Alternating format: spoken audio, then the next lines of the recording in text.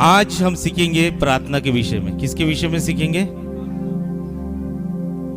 बोलो बाजू वालों को, आज हम प्रार्थना के विषय में सीखेंगे। हालेलुया। जो परमेश्वर का सबसे पावरफुल गिफ्ट क्या है जो हमें दिया है? परमेश्वर का सबसे पावरफुल गिफ्ट जो हमें दिया है, जो वरदान जो हमें दिया है, वो वरदान है प्रार्थना का वरदान। ठीक है, हमने पिछले बार सुने परमेश्वर के 9 गिफ्ट्स के बारे में सुने, 9 वरदानों के बारे में सुने ना। ज्ञान, बुद्धि, समझ, आत्मा पर रखने का वरदान, चंगाइयों का वरदान, भविष्यवाणी करने का वरदान, अन्य भाषा बोलने का वरदान, चमत्कारों का वरदान, अन्य भाषा का अनुवाद करने का वरदान और विश्वास का वरदान। इनसे भी अधिक एक जो बड़ा वरदान, एक जो बड़ा हथियार जो परमेश्वर ने हमको दिया है, वो है प्रार्थना का हथियार, प्रार्थना का वरदान। बोलो, परमेश्वर ने हमें प्रार्थना का हथियार दिया है, वरदान दिया है। वो हथियार ऐसा हथियार है जो कभी खाली नहीं रहेगा।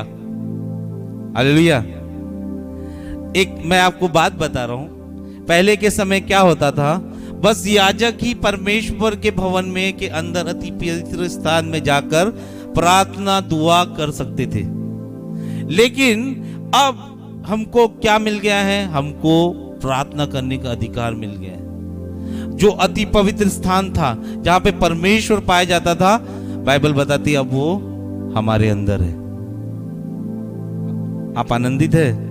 बोलो, मैं खुश हूं। बाजू वालों को बोलो, मैं खुश हूं। अति पवित्र स्थान ये मेरे अंदर है। बताओ उसको, अति पवित्र स्थान मेरे अंदर है। मेरे अंदर वो वाचा का संदूक है, मेरे अंदर वो अति पवित्र स्थान है। हालेलुया। जो परमेश्वर ने जो सबसे महत्वपूर्ण गिफ्ट, महत्वपूर्ण भेंट, वरदान जो हमको दिया है, वो है प्रार्थना का वरदान। वो उन सारे वरदानों से बढ़कर है जो पवित्र आत्मा के वरदानों में है। और प्रार्थना का वरदान परमेश्वर का सबसे बेस्ट वरदान है जो प्रभु यीशु मसीह के द्वारा हमको मिला है। प्रार्थना में सामर्थ्य है। हालेलुया। बोलो बाजू वाले को, प्रार्थना में सामर्थ्य है। अगर मैं प्रार्थना करता हूं तो मैं सामर्थी हूं। मैं प्रार्थना करता हूं तो मैं सक्सेसफुल हूं, है ना, मैं सफल हूं। लेकिन अगर कोई कमजोर है तो इसका मतलब यह है कि वो प्रार्थना नहीं करता। परमेश्वर ने आपको एक गिफ्ट दिया है, एक हथियार दिया है। वो हथियार को जब तक यूज नहीं करोगे, आप शक्तिशाली नहीं बन पाओगे। इसीलिए जो कमजोर रहते हैं वो प्रार्थना नहीं करते, जो असफल रहते हैं वो प्रार्थना नहीं करते। लेकिन जो व्यक्ति प्रार्थना करता है वो सफल रहता है, वो पावरफुल रहता है। आप ये सोचो, थोड़ा सा ध्यान दो कि ऐसे कई दिन हम मसीह में जब से आए हैं, ऐसे कई दिन, ऐसी कई रात हमने कमजोरी में बिताई है। आप विश्वास करते हैं? ऐसे कई दिन, ऐसे कई रात हमने प्रार्थना ही नहीं की। ऐसे कई दिन और कैसे कई रात जब हम परमेश्वर के साथ प्रार्थना नहीं किए। आप विश्वास कर रहे हैं इस बात का? बहुत सारे ऐसे लोग हैं जो प्रार्थना ही नहीं करते, जो बस चर्च आ जाते हैं। हाँ, चर्च में आना है, आगे पास्टर बुलाया है, आगे लोगों से मिलना है, मिल लिए, क्लब जैसा करना है, कर लिए, हाँ वो कर लिए, और घर जाके सो गए। कोई प्रार्थना का जीवन नहीं। इसीलिए वो लोग कमजोर हैं। लेकिन परमेश्वर मुझे, आपको, जब मैं इस वचन को बना रहा था तो मेरे को एकदम स्पष्ट रूप से परमेश्वर ने बात की कि परमेश्वर मुझे आपको सामर्थी बनाने आया है, मुझे आपको सक्सेसफुल बनाने आया है। वो आपको मुझको कमजोर नहीं बनाना चाहता, क्योंकि वो जानता है कि इनकी जो लड़ाई है, यानी परमेश्वर जानता है हमारी जो लड़ाई है वो आसान लोगों के साथ नहीं है, वो अंधकार की शक्तियों के साथ लड़ाई है। इसीलिए परमेश्वर ने क्या किया है, सबसे बड़ा हथियार दे दिया है कि तुम प्रार्थना करो। जब हम प्रार्थना नहीं करते तो हम पावर को अवॉइड करते हैं। क्या करते हैं? हम पावर को अवॉइड करते हैं। जब हम प्रार्थना नहीं करते तो हम आशीषों को छोड़ देते हैं। जब हम प्रार्थना नहीं करते तो हम सफलताओं को भी पीछे छोड़ देते हैं। एक सफल व्यक्ति के पीछे, एक सफल मसीह के पीछे उसकी प्रार्थना की सामर्थ होती है। जितना ज्यादा वो प्रार्थना करता है उतना ज्यादा वो सफल होता है। आप विश्वास करते हैं? इसीलिए मैं आपको ये एंकरेज करना चाहता हूं, अगर आप यीशु के मार्गों में चलना चाहते हो, अगर यीशु को आप अपना परमेश्वर मांगते हो, तो एटलीस्ट आप प्रार्थना करना सीखो। एक भी दिन आपका विदाउट प्रेयर नहीं जाना चाहिए, एक भी रात आपकी विदाउट प्रेयर नहीं जानी चाहिए। ये दिखावे वाली प्रार्थना मत करो। मैंने कई लोगों को देखा है जो कभी प्रार्थना नहीं करते, मगर थाना आ जाता हूं मैं प्रार्थना कर रहा हूं। देखे ना हमने, खाने के लिए प्रार्थना। लेकिन परमेश्वर नहीं चाहता कि बस आप खाने के लिए प्रार्थना करो। परमेश्वर चाहता है कि आप स्पेशल प्रार्थना करो। जो हथियार उसने दे के रखा है वो यूज करो। मेरे कुछ डॉक्टर फ्रेंड्स हैं, वो मुझे बोलते हैं कि तुम लोग जो मसीही लोग हो, जो क्रिश्चियन लोग हो, तुम्हारे पास बहुत बड़ी मेडिसिन है, बहुत बड़ा इंजेक्शन तुम्हारे पास है। काश वो इंजेक्शन मैं अपने मरीजों के खून में मिला सकता था। वो इंजेक्शन का नाम है प्रार्थना। यानी अदर लोग भी ये जानते हैं कि प्रभु यीशु मसीह से हम प्रार्थना करेंगे तो प्रार्थना सफल होती है। हालेलुया। प्रार्थना कभी भी आप करो, आपकी प्रार्थना सफल होगी। और हमें प्रार्थना कैसे करनी है, ध्यान से सुनो। अब हमें प्रार्थना कैसे करनी है, उस कैसा हमको प्रार्थना का जीवन रहना चाहिए, ये हमें आज सीखने को मिलेगा। क्योंकि जब से मैं ये सीखा हूं, मेरे जीवन बदलते जा रहे हैं। अब विश्वास करते हैं? सुबह से मैं 3 बजे से मैं परेशान हूं। मेरी तबीयत ऊपर नीचे हो रही थी, यानी मेरी छाती में इतना कफ भरा है। लेकिन क्यों भरा था मुझे अब पता चला कि मैं आपको एक गहरी बात को खोलने जा रहा हूं। शैतान नहीं चाहता था कि ये सब बातें आपके लिए खुले, लेकिन अब मैं जब यहाँ पे रह के मैं आपका प्रचार करने जा रहा हूँ, ये बताने जा रहा हूँ, तो मुझे ऐसा लग रहा है कि मैं ताजगी से भर गया। हालेलुया। तो जब आप प्रार्थना करते हैं तो 3 चीजों को आपको सीखना बहुत जरूरी है। क्या सीखना जरूरी है? 3 चीजों को। अब जैसे कोई व्यक्ति, एक बच्चा है, जैसे ये, इसने गिटार मुझे बजाते हुए देखा। ध्यान से सुनो, यहां देखो मेरी तरफ, एकदम सिंपल समझा रहा हूं। इसने गिटार मुझे बजाते हुए देखा और इसको पता चल गया ये गाना जो है वो तेरी स्तुति आराधना ये गिटार से बजाते हैं। तो इसने क्या किया, अपनी बड़ी बहन को बोला मुझे भी गिटार चाहिए और मैं भी गाना बजाऊंगी। इसकी बड़ी बहन ने बोला चल ठीक है, चल मेरे साथ दुकान गई और उसको गिटार खरीद के दे दी। और जब ये गिटार लेके आई घर पे, अब ये ऐसा बजा रही है तो गाना बज ही नहीं रहा है। क्यों नहीं बज रहा है? क्योंकि उसको कॉर्ड्स पकड़ना नहीं आते, कैसे गिटार को चलाते हैं उसको वो नहीं आता। आप समझ रहे हैं? कैसे गिटार बजाया जाता है उसको नहीं आता। जब वो बजा रही है तो कुछ भी बज रहा है, जो गाना बजना चाहिए वो गाना नहीं बज रहा है। ऐसे ही हमारे साथ होता है। हमको बताया जा रहा है कि प्रार्थना करो, लेकिन कैसे करना है ये हमें पता रहना जरूरी है। अगर मैं इसको बोल दूं भाई को कि तू बांसुरी बजा, ये कब बजाएगा? जब तक इसको बांसुरी पकड़ना नहीं आएगा। वो बराबर कैसे छेदों को बीच में दबा के हम बांसुरी के स्वर को बदलते हैं, अविश्वास करते हैं। तो इसको बजाने ही नहीं आया तो इसने बोली तूने खराब चीज दी।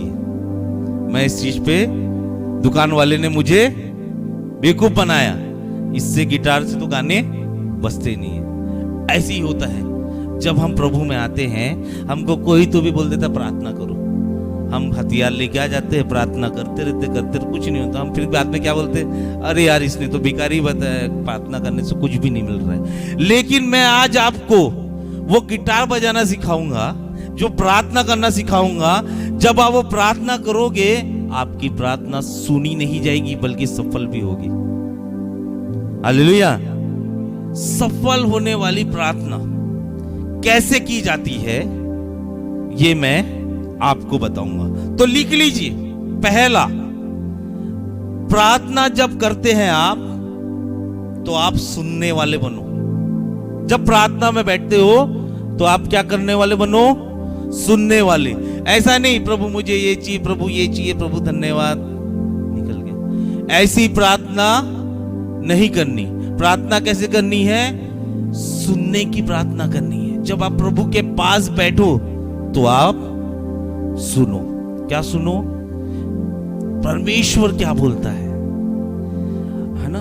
हम एक गिनती की, उत्पत्ति की किताब 31 अध्याय 11वां वचन में याकूब के बारे में पढ़ेंगे। उत्पत्ति 31 11वां वचन। यहां पे याकूब का परमेश्वर के साथ जो कनेक्शन हुआ, हम वो पढ़ेंगे। दीदी पढ़िए। और परमेश्वर के दूत ने हाँ स्वप्न में मुझसे कहा, हाँ हे याकूब। हाँ मैंने कहा, क्या आज्ञा? हाँ। उसने कहा, आंखें उठाकर उन सब बकरों और जो बकरियों पे चढ़ रहे। बस बस बस। उसने क्या कहा? याकूब ने को परमेश्वर ने क्या कहा? हे याकूब। हाँ मैं क्या कर रहा हूं? बोले सुन रहा हूं। याकूब ने सुना कि परमेश्वर का दूत क्या उससे कहना चाहता है। तो पहला कंडीशन, जब आप प्रार्थना करो तो सुनने वाले प्रार्थना करो। सुनो क्या परमेश्वर कहना चाहता है। वही वचन जब उसने सुना तो उसी अध्याय में 17 वचन पढ़े दीदी। याकूब को परमेश्वर ने धनी बना दिया। देखो पढ़ो 17। तब याकूब ने अपने लड़के बालों और स्त्रियों को ऊंटों पे चढ़ाया और जितने पुरुषों को वो पद्मनाराम में इकट्ठा करके धनाढ़ हो गया था, सबको कनान में अपने पिता इसहाक के पास।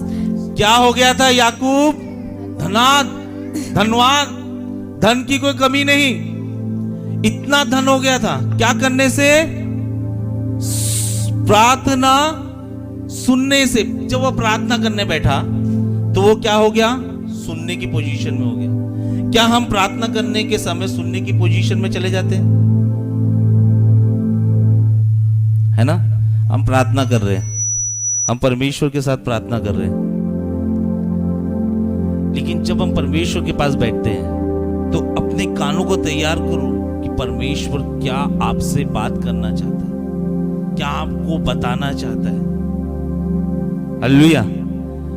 याकूब प्रार्थना करने बैठा होगा, वो नींद में होगा तो नींद में भी प्रार्थना कर रहा होगा, लेकिन जब वो प्रार्थना कर रहा था ना तो वो सुन रहा था। जब परमेश्वर के दूत ने बोला हाँ मैं सुन रहा हूं, बोल, कुछ वचन बाद 10-12 वचन बाद वो क्या हो गया? धनाढ्य हो गया। धन की कोई कमी नहीं रही। जब तो याकूब जब प्रार्थना कर रहा था, ध्यान दो, यहाँ दो ध्यान दो। याकूब जब प्रार्थना कर रहा था तो वो क्या कर रहा था? प्रार्थना के साथ सुन रहा था। और सुना तो बाइबल का वचन बताता वो क्या हो गया? धनवान हो गया। क्या हो गया? हम बोलते हैं प्रभु तू हमें धनवान कर दे, धनवान कर दे, तू हमें पैसा दे दे, तू हमें कार दे दे, तू हमें बंगला दे दे। लेकिन प्रभु बोलता है अरे सुन तो ले, कैसे कैसे तेरे को मिलेगा। हम सुनते नहीं। कुछ दिन प्रभु के पास जाते, बोलते ये तो हम प्रार्थना करने से भी कुछ नहीं हो रहा है, हम दूसरे के पास जाते हैं। हालेलुया, यही होता है ना, सही बात बोलो ना। तो जब आप प्रार्थना करने बैठो, बोलो जब मैं प्रार्थना करने बैठूंगा, जब परमेश्वर के साथ में बैठूंगा, तो मैं अच्छा सुनने वाला बनूंगा। क्या परमेश्वर चाहता है, क्या परमेश्वर कहता है, क्या परमेश्वर का वचन कहता है, मैं उसकी सुनूंगा। एक और जगह उसने मूसा को बुलाया, निर्गमन की किताब 3 अध्याय 14 वचन पढ़े।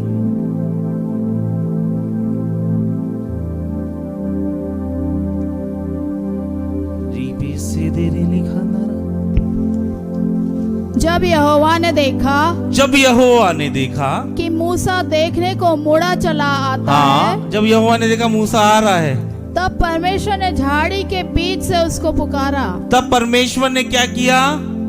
झाड़ी के परमेश्वर ने मूसा को पुकारा। और मूसा क्या बोला कि हे मूसा, हे मूसा।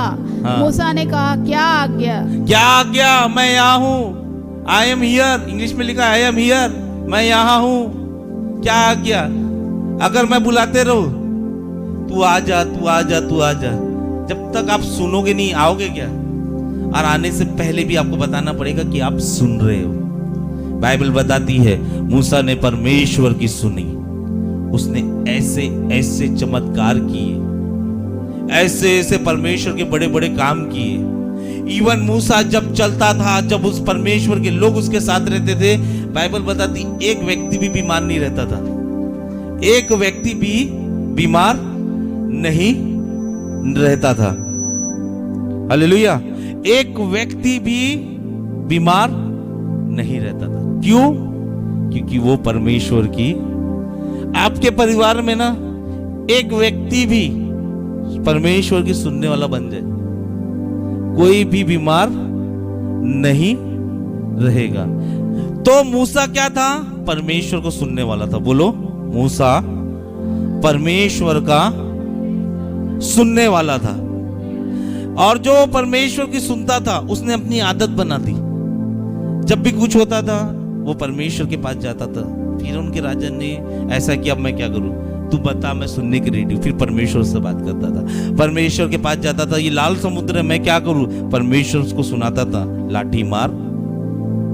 आप जब तक सुनोगे नहीं प्रार्थना में, आप जब तक परमेश्वर की सुनोगे नहीं, तब तक बड़े बड़े चमत्कार नहीं होंगे। चमत्कार होना निश्चित है। बोलो, चमत्कार होना निश्चित है, लेकिन उनके जीवन में होगा जो प्रार्थना करते हैं और प्रार्थना करते समय परमेश्वर की सुनते हैं। सैमुअल का एग्जांपल लेते, जो पिछले बार उस नबी के बारे में पढ़े, 1 सैमुअल 3 अध्याय 4 वचन में, वहां पे सैमुअल अति पवित्र स्थान में सोता था, यानी वो चर्च भी जाता था हमारी तरह, लेकिन वो हमारी तरह सुनता था। आगे पढ़ेंगे, दीदी पढ़ेंगे। तब यहोवा ने शमूएल को पुकारा, तब यहोवा ने सैमुअल को पुकारा, और उसने कहा क्या आज्ञा? तो उसने कहा क्या आज्ञा? क्या आज्ञा? हालेलुया। सैमुअल ने बोला क्या आज्ञा? तेरा दास सुन रहा है। हालेलुया। अब जब तक हम सुनने वाले नहीं बनेंगे अच्छे, तब तक हमारे जीवन में प्रार्थनाएं सक्सेसफुल नहीं होती।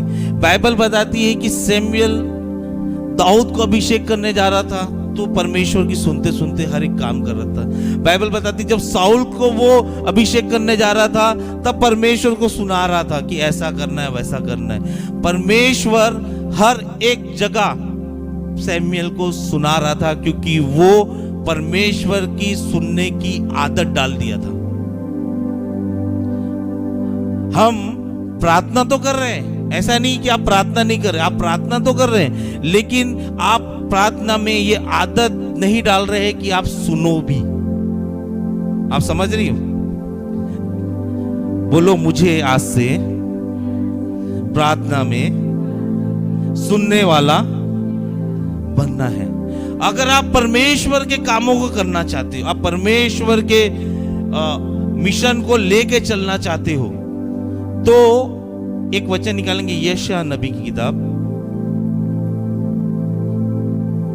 6वां अध्याय 8वां वचन, 6 का 8। तब मैंने प्रभु का यह वचन सुना। तब मैंने प्रभु का ये वचन, कौन बोल रहा है? यशायाह, जो भविष्यवक्ता था, जो नबी था। क्या बोल रहा है? मैंने परमेश्वर का ये वचन सुना। मैं किसको भेजूं? मैं किसको भेजूं? और हमारी ओर से कौन जाएगा? और हमारी ओर से कौन जाएगा? कौन जाएगा? तब मैंने कहा, मैं यहाँ हूँ, मुझे भेज। मैं यहाँ हूँ, मुझे भेज। तब परमेश्वर ने यशायाह को यूज किया। जब तक आप सुनने वाले नहीं बनोगे, आप कितना भी चिल्ला लो, कितना भी दुष्ट आत्मा निकलो बोल दो, लेकिन जब तक आप परमेश्वर की सुनने वाले नहीं बनोगे, परमेश्वर आपको यूज नहीं करेगा। अगर परमेश्वर के राज्य में आपको यूज होना है, तो आपको परमेश्वर के सुनने वाला बनना पड़ेगा। परमेश्वर चाहता था जो साउल है वो पौलुस बने, तो उसने क्या किया? साउल को अंधा कर दिया। क्यों अंधा किया? क्योंकि मैं बताता हूं, पवित्र आत्मा ने मुझे बताया, अंधा इसलिए किया, जब वो मनुष्य अंधा हो जाता है तो वो सुनने पे निर्भर हो जाता है। इसीलिए परमेश्वर ने साउल को अंधा किया, और जब अंधा किया तब परमेश्वर ने अपने वचन को दिया और बोला, सुन, तुझे यूज करना चाहता हूं। क्या होता? साउल आंख दिखता, तू आंख से भी अलग सुनता, लेकिन परमेश्वर चाहता था कि साउल सुने, पौलुस सुने। अगर कोई चीजें, अगर बाहर की दुनिया आपको परमेश्वर से सुनने में असमर्थ कर रही है, तो आप एक चीज जान लो, वो बाहर की दुनिया को आप बंद कर दो। जब तक आप बाहर की दुनिया को देखोगे तो परमेश्वर की नहीं सुन पाओगे। समझ रहे हो? कितने भी बड़ी बड़ी प्रार्थना कर लो, चिल्ला चिल्ला के प्रार्थना कर लो, हाँ, घुटने के बल बैठ के प्रार्थना कर लो, लेकिन अगर आप परमेश्वर की सुनने वाले नहीं बनोगे तो कोई मतलब नहीं। क्या जरूरत थी परमेश्वर को पौलुस को अंधा करने की? कोई जरूरत थी? दीदी जरूरत थी? वो तो ऐसे भी कर सकता था। नहीं, परमेश्वर चाहता था ये पहले सब बातें छोड़कर मेरी सुने, और पौलुस ने वैसा ही किया, वो उसकी सुना। हालेलुया। तो अगर मैं प्रार्थना करने वाला हूं, बोलो, अगर मैं प्रार्थना करने वाला हूं, अगर परमेश्वर का प्रार्थना का वरदान मेरे अंदर है, तो मैं सुनने वाला बनूंगा। परमेश्वर, बिना सुनने वाला परमेश्वर की प्रार्थना नहीं कर सकता। जितने भी लोगों को हमने सुना है, पढ़ा है बाइबल में, वो सब अच्छे सुनने वाले थे। अब्राहम परमेश्वर की सुनने वाला था। अब्राहम को परमेश्वर ने बोला, अपने घर से निकल जा तू दूसरे के देश में जा। तुरंत सुना और तुरंत निकल गया।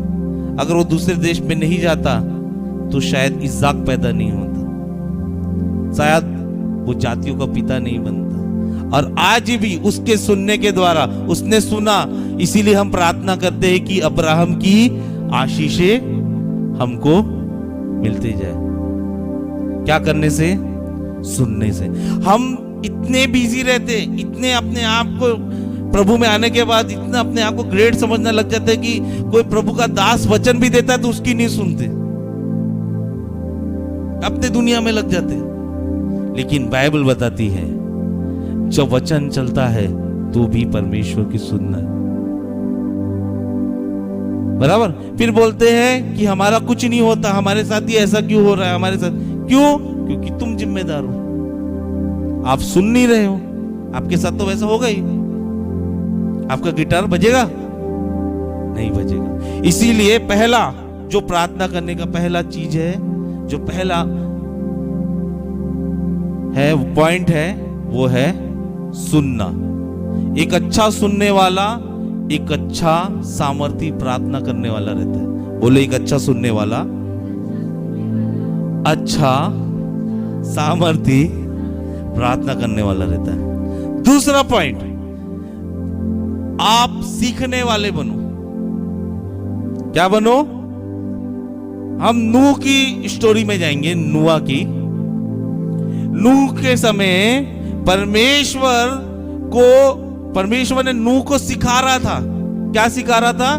कि कैसे आपको नाव बनाना है, कैसे आपको जहाज बनाना है, जहाज की लंबाई कितनी रहेगी, जहाज की चौड़ाई कितनी रहेगी, कितने दरवाजे रहेंगे, कहां से एंट्रेंस रहेगा, और कौन कौन के जानवरों को कितने क्वांटिटी में लेके आना है, वो सब परमेश्वर किसको सिखा रहा था? नूह को। और नूह ने सीखा।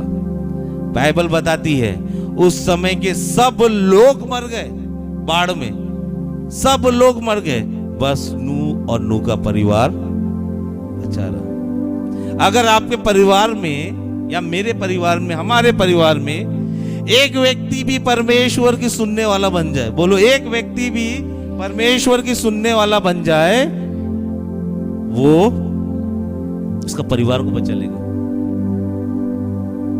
ये मत सोचो कि मेरा पति नहीं आता,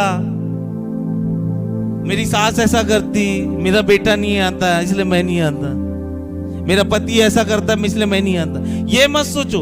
आप आ जाओ, आप पूरे परिवार को जीत लोगे। हालेलुया। दाऊद बोलता है भजन संहिता 86 के 11 में, 86:11, भजन संहिता 86:11 पढ़े। दाऊद, राजा दाऊद क्या बोलता है?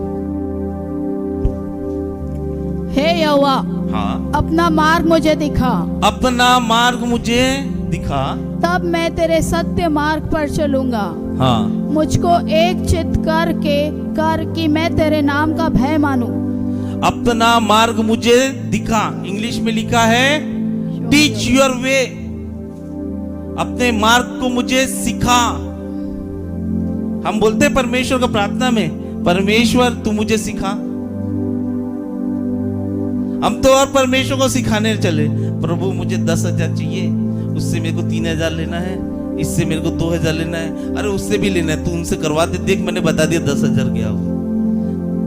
परमेश्वर को उल्टा हम सिखा रहे।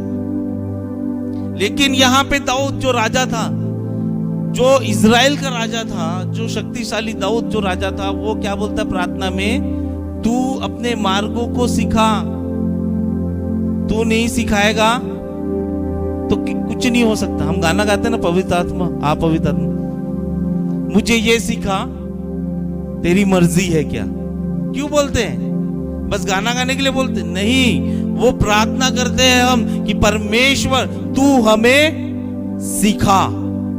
अगर आप मसीह होकर अच्छे सीखने वाले नहीं बने, परमेश्वर सिखा रहा था। यीशु मसीह को जिसके 12 चेले क्या बोलते पता थे? रब्बी बोलते थे। रब्बी का मतलब होता है टीचर। वो बोलते थे कि रब्बी तू हमें सिखा, और परमेश्वर यीशु मसीह उनके 12 चेलों को सिखाता था। और 12 चेले जब बोले परमेश्वर तू तो ऊपर जा रहा है, अब हमें कौन सिखाएगा? यीशु मसीह बोलता है पवित्र आत्मा तुम्हें सिखाएगा। हमको सीखने वाला बनना है। मूसा सबसे प्राइम एग्जाम्पल, निर्गमन किताब 33 अध्याय 13 वचन में मूसा भी बोलता है कि परमेश्वर तू हमें सिखा। वो बोल पढ़िए। और अब यदि मुझ पर तेरे अनुग्रह की दृष्टि हो, हाँ, तो मुझे अपनी गति समझा दे। समझा, सिखा। अगर तेरा अनुग्रह मुझ पर है, क्या बोल रहा है मूसा? ध्यान दो यहाँ पे, तेरा अनुग्रह बोलते ना, मैं अनुग्रह, परमेश्वर का अनुग्रह है मुझ पे। अगर अनुग्रह है, क्या बोलता है कंडीशन मूसा? कि तेरा अनुग्रह मुझ पर है तो मुझे क्या कर? अपनी गति सिखा, समझा। हालेलुया। क्यों बोल रहा है? उसको को मतलब था कि हम तो, वो भी तो ऐसी मसीह बन के जा सकता था, प्रभु मैंने प्रार्थना कर ली तू कर ले। नहीं, प्रभु मैंने प्रार्थना कर ली तेरा अनुग्रह आ गया, ऐसा नहीं। वो बोल रहे हैं कि अगर तेरा अनुग्रह मुझ पे है तो मुझे सिखा। यानी अनुग्रह से पहले वो चाहता है कि तू मुझे, समझ रहे हो, अनुग्रह से पहले वो क्या बोल रहा है, मूसा तू मुझे, क्यों सीखना ज्यादा जरूरी है। यहां देखो वचन में, दीदी फिर से पढ़ेंगे वो वचन, तेरा अनुग्रह।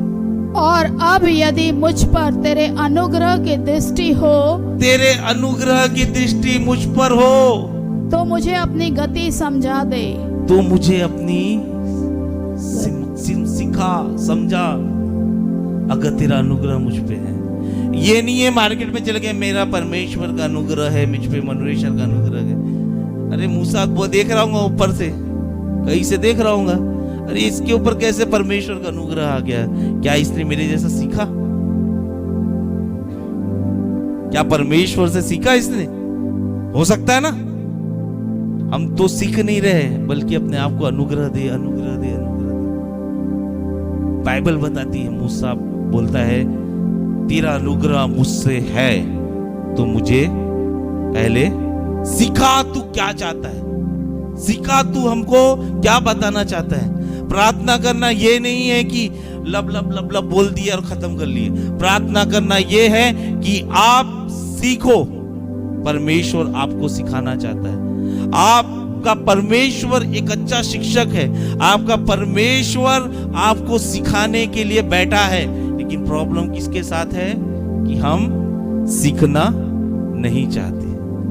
हमारे माँ बाप ने हमको बराबर स्कूल भेजा, बराबर क्लास में भेजा, लेकिन हम क्यों अच्छे से आगे नहीं बढ़ पाए? क्योंकि हम सीख नहीं पाए।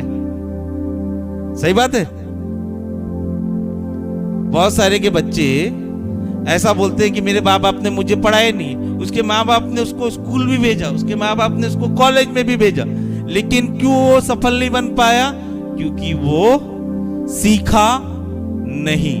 आपके पास तो दुनिया का सबसे बड़ा यूनिवर्सिटी का टीचर सिखा रहा है, आपके पास दुनिया का सबसे बड़ा शिक्षक सिखा रहा है, आप नहीं सीख रहे हो और आप परमेश्वर से कंप्लेंट करते हो क्यों मेरे जीवन में ऐसा हो रहा है। परमेश्वर भी बोलता है तू तो सीख ही नहीं रहा है, तुम तो सीख ही नहीं रहे।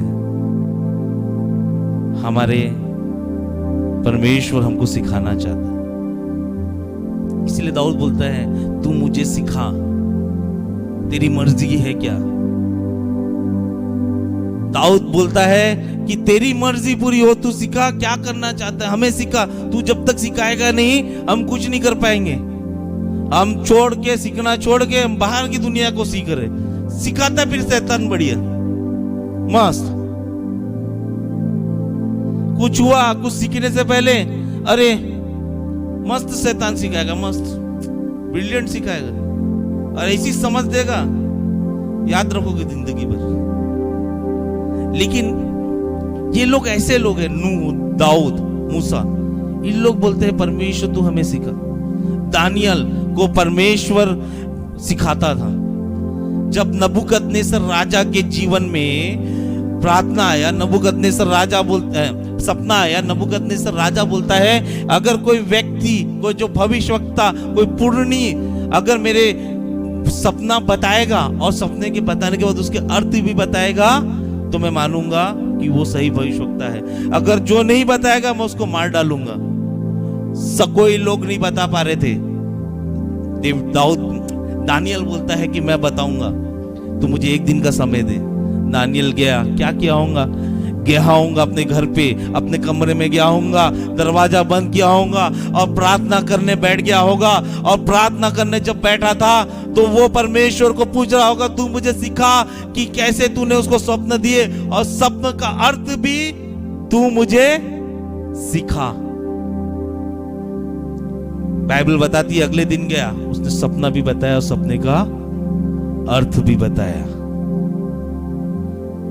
हमको बनना है प्रॉफिट, हमको बनना है पास्टर, हमको बनना है प्रभु का दास, लेकिन सीखना नहीं है।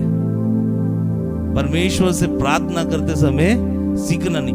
बड़े बड़े अच्छी प्रार्थना करेंगे, बड़े बड़े भारी वर्ड लेके आएंगे, महान करुणा मैं ये वो, लेकिन उनकी प्रार्थना तब तक सफल नहीं होगी जब तक वो सीखेंगे नहीं। भारी भारी शब्द बोलने से आपकी प्रार्थना सफल नहीं होगी। परमेश्वर के साथ बैठने से, परमेश्वर क्या सिखाता है वो सीखने से आपकी प्रार्थना सफल होगी। कहां लिखा है डैनियल ने भारी भारी प्रार्थना की? लिखा है? लिखा है? नहीं। उसकी प्रार्थना पर्सनल रहती थी। उपवास भी रहता था तो चुपचाप प्रार्थना कर रहा था, दिखा दिखा के प्रार्थना नहीं कर रहा था। यूट्यूब में लिखा कर 31 डेज फास्टिंग प्रेयर।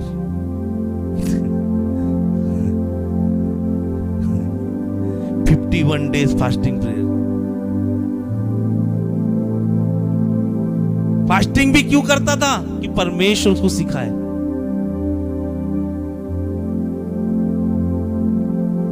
हम तो फास्टिंग करने से पहले लोगों को बताएंगे आज मेरा फास्टिंग में मैं कुछ नहीं खाऊंगा।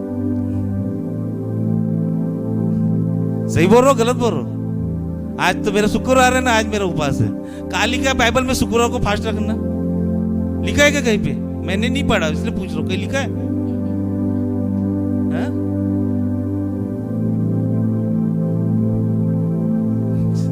हालेलुया। कहीं कुछ नहीं लिखा है। कहाँ लिखा है 40 दिन तक फास्टिंग करो आप? यीशु मसीह ने फास्टिंग कर ली है तो भी लोग 40 दिन तक उपवास रख रहे हैं। अभी कौन से दिन आ रहे हैं? लेंट डेज आए, लेंट के दिन आए। दुख में लेंट के दिन में उन लोग 40 दिन तक शादी भी नहीं मनाते, दुख में ही रहते कि यीशु मसीह दुख में था। अरे यीशु मसीह पवित्र जीवन जीता था, वैसा तो जीवन जियो तुम। यीशु मसीह परमेश्वर की सुनता था, वैसा तो सुनो। यीशु मसीह परमेश्वर से सीखता था, वैसा तो सीखो। नहीं, यीशु मसीह दुख में था, मैं भी दुख में रहूंगा। अरे अच्छे अच्छे बेवड़े 40 दिन तक दारू नहीं पीते उसने। मेरे से नहीं पूछो तो उनसे पूछो। गलत बोलो सही बोलो? अच्छे अच्छे पापी ये रोजरी लेके बैठ जाते हैं, यीशु यीशु मरियम मरियम चालू हो जाता है। पूछो दीदी से, गलत बोलो सही बोलो? ये 40 दिन यीशु दुख में था। यीशु जब सीखता था परमेश्वर से, क्या हम सीख रहे हैं? यीशु जब परमेश्वर की सुनता था, क्या हम सुन रहे हैं? क्या यीशु जब प्रार्थना करता था परमेश्वर के साथ, क्या हम प्रार्थना कर रहे हैं? मैं आपको यह विषय इसलिए बता रहा हूं कि आप कमजोर प्रार्थना करने वाले नहीं बनो। आप कमजोर मसीह मत बनो, आप एक सामर्थी मसीह बनो। और जब आप किसी के लिए प्रार्थना करो, वो प्रार्थना आपकी सक्सेसफुल हो। इसीलिए मैं ये सिखा रहा हूं। मेरा क्या है विजन पता है? मेरा विजन भीड़ इकट्ठा करने का नहीं है। मेरा विजन ये है कि आप लोगों में से एक व्यक्ति भी परमेश्वर का दास बन गया, वो 1000 व्यक्ति को लेके आएगा। एक व्यक्ति भी सही जीवन जिया, वो क्या से क्या कुछ नहीं कर पाएगा। हालेलुया। मुझे कोई फर्क नहीं पड़ता आपको मेरा वचन चुभे, खराब लगे, क्योंकि मैं आपको प्रसन्न करने के लिए नहीं पास्टर बना। मैं आपको प्रसन्न करने के लिए नहीं परमेश्वर का नबी बना। मैं परमेश्वर को प्रसन्न करने के लिए परमेश्वर का नबी बना। हालेलुया।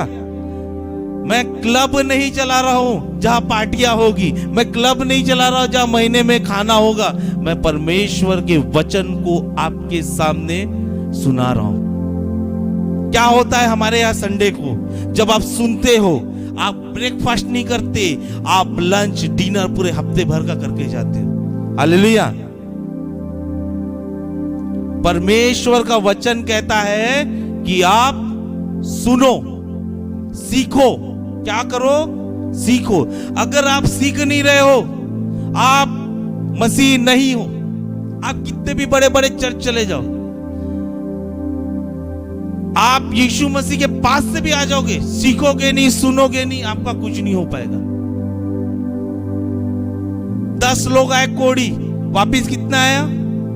एक व्यक्ति आया। क्यों? क्योंकि जो सुनना था, सीखना था। बाकी नहीं, चमत्कार हो गया आप ही अपने अपने जगह में। ऐसी हो रहा है। Praise the Lord. तो पहला प्रार्थना करने का पॉइंट यह है कि आपको सुनने वाला बनना। बोलो, मुझे सुनने वाला बनना है। पवित्र आत्मा, मेरा कान अगर बंद है ना, आज खोल दे। बोलो, आज मेरा कान बंद है तो तू खोल दे, ये वचन को मेरे को रिसीव करने के लिए सामर्थ्य दे, ताकि मेरे कान खुल जाए और मैं सुनने वाला बनूं, मैं बिना डिस्टरबेंस के तेरी सुनने वाला बनूं। अगर मेरे को सीखना नहीं आता तू मुझे सिखा परमेश्वर, मैं अच्छा सीखने वाला बनूं। पवित्र आत्मा, मैं अच्छा सीखने वाला बनूं। दुनिया के सिखाने से पहले, किसी व्यक्ति को सिखाने से पहले, परमेश्वर तू मुझे सिखा।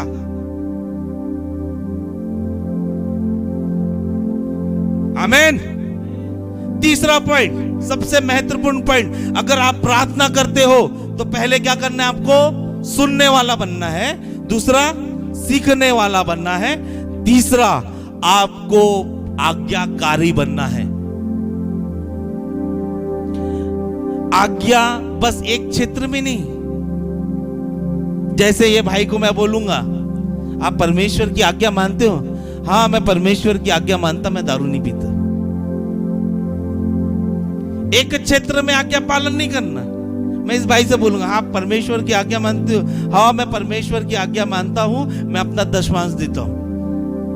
दूसरे पास्टर, वाह, इससे ज्यादा बड़ा मसीह कोई नहीं है, यही है, इसी का जीवन सही है।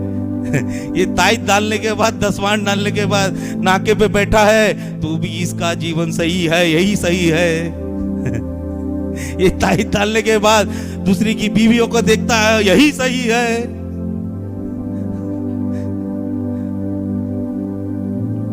हालेलुया। क्यों ना परमेश्वर के लिए ताली बजाए। Hallelujah, praise the Lord.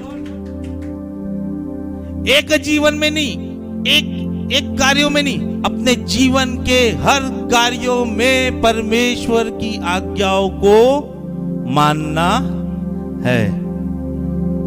परमेश्वर ने कितनी आज्ञा दी है?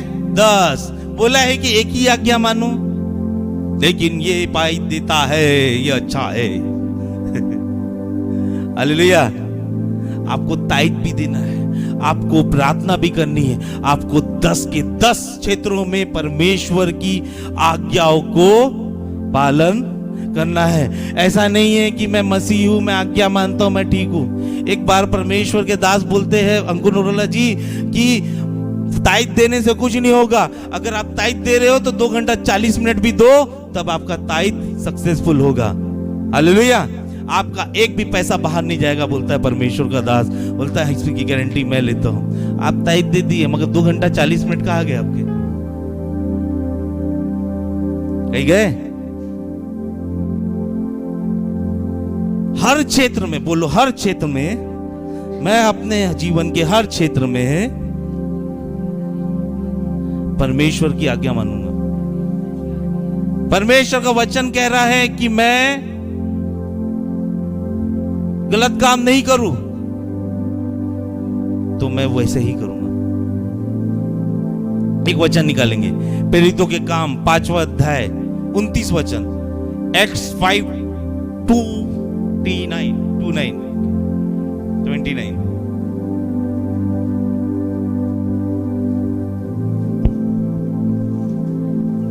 तब पतरस और प्रेरितों ने उत्तर दिया, हाँ, कि मनुष्यों की आज्ञा से बढ़कर परमेश्वर की आज्ञा का क्या पालन। बोल रहा है पतरस? बंद कर देती। क्या बोल रहा है पतरस? मनुष्यों की आज्ञा से बढ़कर, वो मनुष्य की आज्ञाओं को भरोसा नहीं कर रहे जो पवित्र आत्मा से भरे हुए थे। पतरस और यूहन्ना, उन लोग क्या बोल रहे हैं? मनुष्यों की आज्ञा से बढ़कर किसकी आज्ञा है? Praise the Lord. परमेश्वर के जो दास है पतरस और यूहन्ना, क्या बोल रहे हैं? मनुष्यों की आज्ञा से बढ़कर। फिर से पढ़ेंगे दीदी, फिर से जोर से, ध्यान से पढ़ो, सीखो, सुनो, सीखो वचन क्या बोल रहे हैं। तब पतरस और प्रेरितों ने उत्तर दिया कि मनुष्य की आज्ञा से बढ़कर परमेश्वर की आज्ञा का पालन करना ही कर्तव्य कर्म है। कर्तव्य कर्म है। किसकी आज्ञा का पालन करना? परमेश्वर की आज्ञा का पालन करना ही कर्तव्य कर्म है। ये रिस्पॉन्सिबिलिटी है। लेकिन अब हम क्या करते हैं? मनुष्यों की आज्ञाओं का पालन करते हैं। Praise the Lord. कौन कौन है मनुष्यों की आज्ञा को पालन करने वाले? बंद कर दो पालन करने वाले हो। कितना भी अच्छा दोस्त होगा, कितना भी अच्छा फ्रेंड होगा, कितना भी अच्छा रिश्तेदार होगा, कितने ही आपकी मदद करता होगा, लेकिन पतरस की बात याद रखो। जो प्रेरित पतरस, जो लीडर बन के, पवित्र आत्मा ने जिसको लीडर बन के खड़ा किया था, वो बोलता है कि मैं मनुष्यों की आज्ञा से बढ़कर परमेश्वर की आज्ञा मानना कर्तव्य समझता हूं। जब आप प्रार्थना करते हैं, परमेश्वर आपको सिखाएगा, आपको सुनाएगा, और आपको आप उस प्रार्थना को ओबे करना है, पालन करना है, उसके लिए आज्ञाकारी होना है। एक राज की बात बताऊं, परमेश्वर की आज्ञा पालन करना, बोलो परमेश्वर की सारी आज्ञा पालन करना ही सही जीवन जीना है।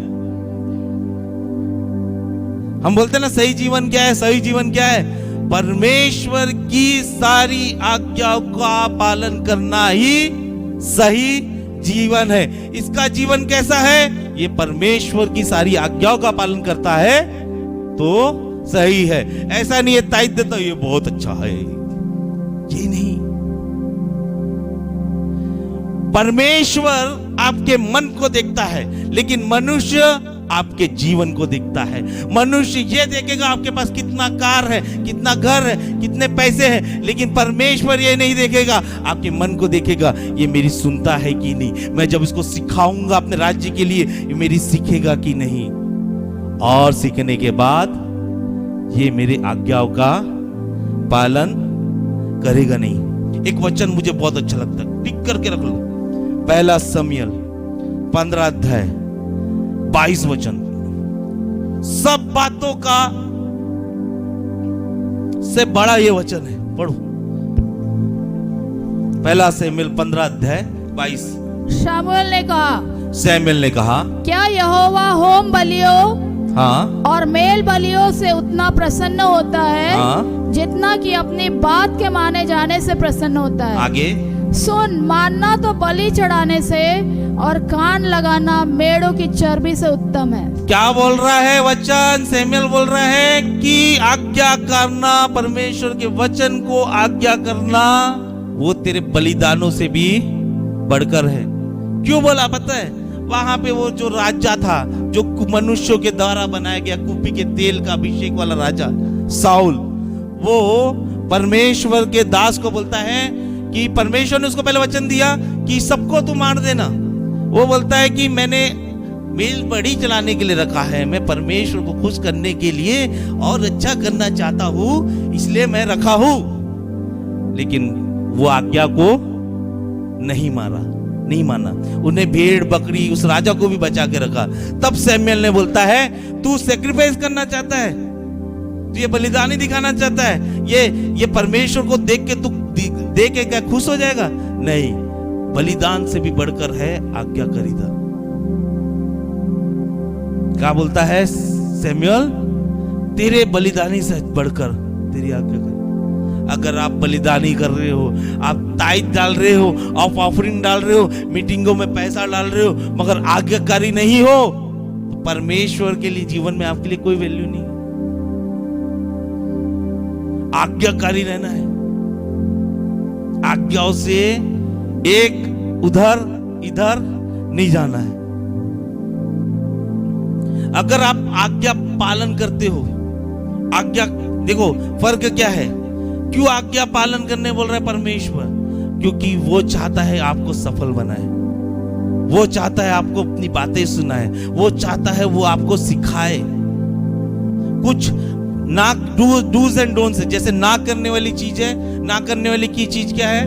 जो परमेश्वर नहीं चाहता। करने वाली चीज क्या है? जो परमेश्वर चाहता है। परमेश्वर की आज्ञा यानी अच्छी चॉइस, गुड चॉइस। आज्ञा पालन करना यानी अच्छी चॉइस।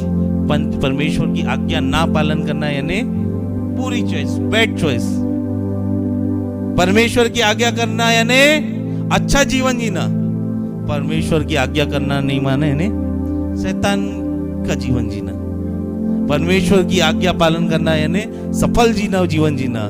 परमेश्वर की आज्ञा नहीं पाने का मतलब असफल जीवन जीना।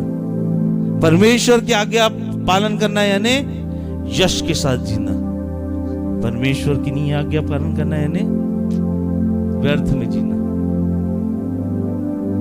हालेलुया। जॉन बपतिस्मा देने वाला, यूहन्ना बपतिस्मा देने वाला जब यीशु मसीह के पास आ रहा था तो यीशु मसीह को बोला कि मैं तो तेरे जूते की लेस नहीं हूं, रस्सी नहीं हूं। यीशु मसीह बोलता है कि तू मुझे बपतिस्मा दे। उसने आज्ञा पालन की। वो क्या करता था? वो बाइबल बताती जंगल में रहता था। क्यों जंगल में रहता था? क्योंकि जो जंगल में रहता था वो तो परमेश्वर उसकी अपनी बातों को सुनाता था और वो सीखता था, अगले दिन वैसे ही प्रचार करता था। वो किसी मनुष्य को खुश करने के लिए नहीं प्रचार कर रहा था। क्या प्रचार कर रहा था? मन फिराओ, परमेश्वर का राज निकट है। पतरस के ऊपर पवित्र आत्मा उतरी। प्रेरितों के काम 2 अध्याय में लिखा है, पतरस ने क्या बोला? मन फिराओ। यीशु के ऊपर पवित्र आत्मा उतरी। बाइबल बताती है यीशु ने पहला प्रचार किया मन। दुनिया दिखाओ वाला प्रचार कौन कर रहा है? सोच लो।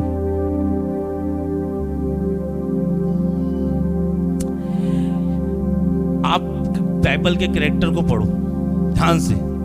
एक कैरेक्टर है दानियल। पढ़ेंगे दानियल की किताब, पहला अध्याय 8वां वचन।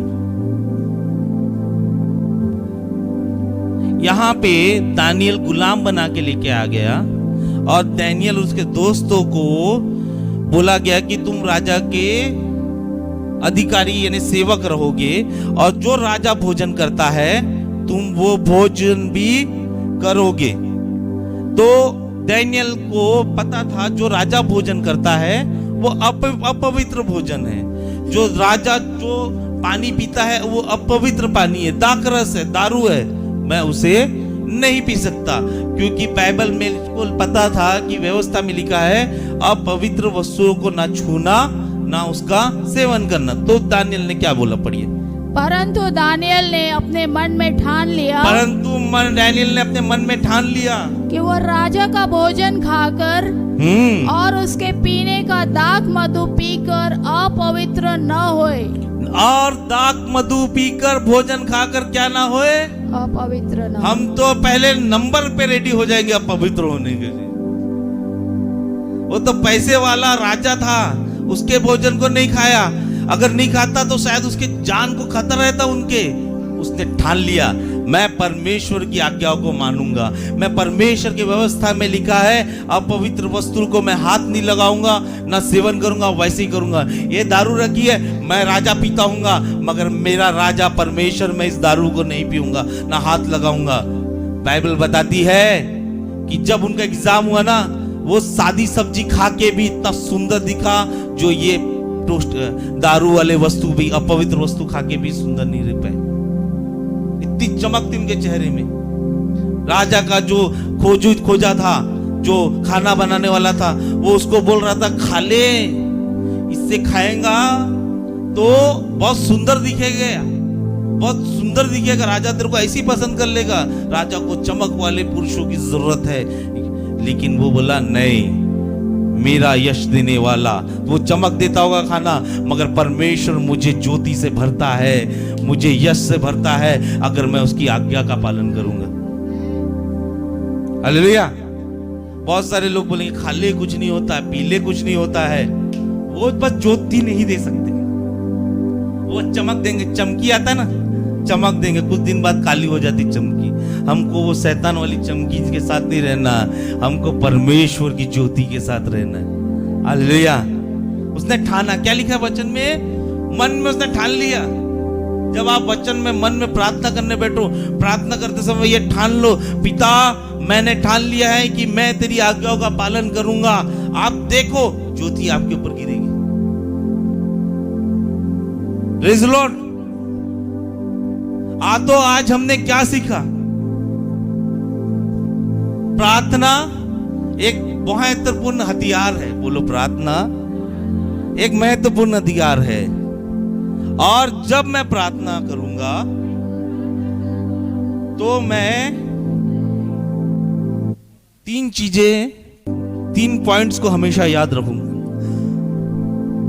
आइए अब खड़े हो जाएं, प्रार्थना करेंगे, प्रार्थना करेंगे।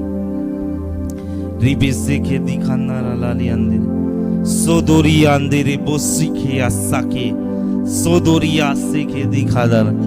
बोलो बोलो परमेश्वर, तेरा प्रार्थना का हथियार देने के लिए मेरा तेरा धन्यवाद। मुझे प्रार्थना का हथियार देने के लिए धन्यवाद। आइए मेरे साथ प्रार्थना करें, प्रार्थना करते रहे, प्रार्थना करते रहे। बोलो एक वाचा परमेश्वर के साथ बांधे कि मेरा आज से एक भी दिन, एक भी रात बिना प्रार्थना के नहीं जाएगा, बिना तेरे संगति के नहीं जाएगा। मैं प्रार्थना करता हूं, मैं अपने में ये ठान ले लेता हूं पिता, एज अ कलीसिया हम ठान लेते हैं कि हमारा एक भी दिन, एक भी रात हमारा बिना प्रार्थना के नहीं जाएगा। हम ये ठान लेते, जैसे डैनियल ने ठान लिया था कि मैं अपवित्र वस्तुओं को नहीं सेवन करूंगा, वैसे मैं ठान लेता हूं पिता कि एक भी दिन, एक भी रात, एक भी समय मैं तेरी बिना प्रार्थना किए नहीं रहूंगा। मैं प्रार्थना करता हूं पिता परमेश्वर, मैंने आज सीखा, मैं तेरा धन्यवाद करता हूं। मैंने सीखा कि कैसे प्रार्थना करनी है। प्रार्थना करते समय मैं तेरी सुनूंगा, मैं तेरी सुनूंगा। जैसे सैमुएल भविष्यवक्ता ने सुना, जैसे अब्राहम ने सुना, जैसे याकूब ने सुना, वैसे मैं तेरी सुनूंगा। इसी ऐसे ही नहीं तू उनका परमेश्वर कहलाता, ऐसे नहीं तू अब्राहम, इसहाक, याकूब का परमेश्वर कहलाता, वो ऐसे कहलाता है क्योंकि वो तीनों तेरी सुनते थे, तेरी सुनते थे, इसलिए तू उनका परमेश्वर कहलाता है। परमेश्वर आज तू मेरा परमेश्वर पिता कहलाएगा। और मैं तुझसे वादा करता हूं कि आज से मैं भी तेरी सुनूंगा, मैं तेरी सुनूंगा। और तुझसे आज से अब्राहम, इसहाक, याकूब का ही परमेश्वर नहीं बल्कि मेरा भी परमेश्वर कहलाएगा, क्योंकि तू मेरी सुनते, मैं तेरी सुनने के लिए रेडी हूं, मैं तेरी सुनने के लिए रेडी हूं। मैं प्रार्थना करता हूं, जब मैं प्रार्थना में बैठेंगे हम, तो तू हमें सिखा, हम सीखेंगे। हमें भी तू नूह की तरह सिखा कैसे शिप तैयार करनी है। हमें भी तू दाऊद की तरह सिखा कैसे राज्य करना है। हमें भी तू पतरस, पौलुस की तरह सिखा कैसे कैसर राजा के पास संदेश लेके जाना है, सुसमाचार लेके जाना है। हमें आज्ञाकारी बना, हमें आज्ञा का पालन करने वाला बना। एक क्षेत्र में नहीं बल्कि हर एक क्षेत्र में जो तू कहता है, हर एक क्षेत्र में हमें बाइबल का आज्ञाकारी बना, तेरे वचनों का आज्ञाकारी बना पिता। तेरे वचनों को पालन करने वाला, तेरे वचनों के संग चलने वाला बना पिता परमेश्वर। अगर मैं ये तीनों चीजें करता हूं तो मैं ये जान गया हूं कि मैं सफल घोषित होऊंगा, क्योंकि यहोशू की किताब 1:8 में लिखा है, अगर तू मेरी आज्ञा को मानता है, अपने चित्त से निकलने नहीं देता, तू सफल होगा। मैं ये सफलता को रिसीव करता हूं और मैं तुझसे आज वादा करता हूं, मैं तुझसे वादा करता हूं। बोलो मैं तुझसे वादा करता हूं पिता, पवित्र आत्मा मैं तुझसे वादा करता हूं कि आज से एक भी दिन मेरा बिना प्रार्थना के नहीं गुजरेगा, बिना प्रार्थना के नहीं गुजरेगा। वो हथियार जो तूने हमें दिया है, वो सामर्थ जो हमें तूने दिया है, वो सामर्थ जो कई पहाड़ों को हिला सकती है, वो सामर्थ जो मुश्किलों को दूर भगा सकती है, वो सामर्थ जो मुर्दों को जिया सकती है, जिला सकती है, वो सामर्थ को मैं हमेशा यूज करूंगा। मैं प्रार्थना करता हूं, मैं प्रार्थना करता हूं, प्रार्थना करने वाला बनता हूं। मैं अच्छा सुनने वाला, मैं अच्छा सीखने वाला और आज्ञाकारी बनूंगा। मैं लोगों को प्रसन्न करने के लिए नहीं, लोगों को खुश करने के लिए नहीं प्रार्थना करूंगा।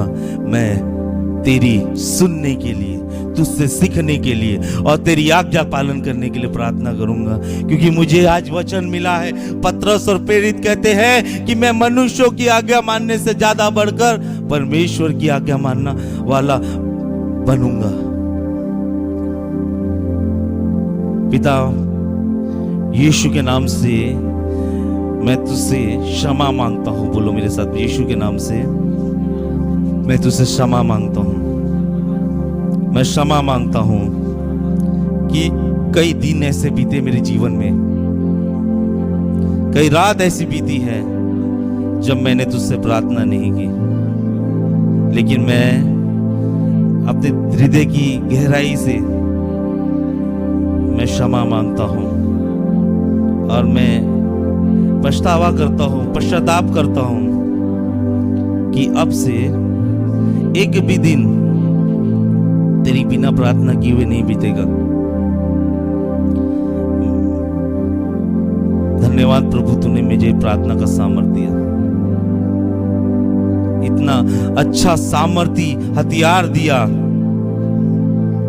जो मुर्दों को भी जिला सकता है, वैसा हथियार देने के लिए धन्यवाद।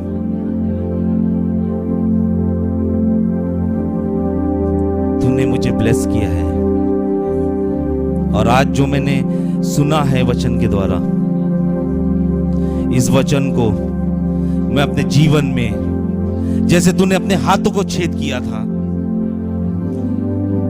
वैसा अपने जीवन में छेद करता हूं कि मैं अच्छा प्रार्थना करने वाला, सुनने वाला, सीखने वाला और आज्ञा पालन करने वाला तेरा बच्चा बनूंगा। एक और बात बताता हूं आपको, अगर आप परमेश्वर के बच्चे हो ना, आप बोलते ना यीशु मसीह हमारा पिता है, परमेश्वर हमारा पिता है। पिता का बच्चा वही सही रहता है जो उसकी आज्ञाओं को मानता है, जो उसकी सुनता है। हमारे बच्चे हमारी बातों को सुनते हैं। अगर हम परमेश्वर के बच्चे हैं ना, तो हमको उसकी बातों को सुनना चाहिए, सीखना है, सुनना है, सीखना है और उनकी आज्ञाओं का पालन करना है। ऐसे बोलने से पिता नहीं होना है। हालेलुया। आइए हम परमेश्वर की सिखाई प्रार्थना करें। ये हमारे पिता, आप जो स्वर्ग में हैं, आपका नाम पवित्र माना जाए, आपका राज आए, आपकी इच्छा जैसे स्वर्ग में पूरी होती है वैसे इस पृथ्वी में भी हो। हमारे दिन भर की रोटी आप आज हमें दें। ऐसे हम अपने अपराधियों को क्षमा किया है, आप भी हमारे सारे अपराधों को क्षमा करो। हमें और परीक्षा में ना आने दो, परंतु बुराई से बचाओ, क्योंकि राज्य, पराक्रम और महिमा सदा आपकी है। सब कहें आमीन। अब परमेश्वर पिता का प्रेम, प्रभु यीशु मसीह का सामर्थ और पवित्र आत्मा की सहभागिता सदैव आपके साथ रहे। सब कहे आमीन। हालेलुया।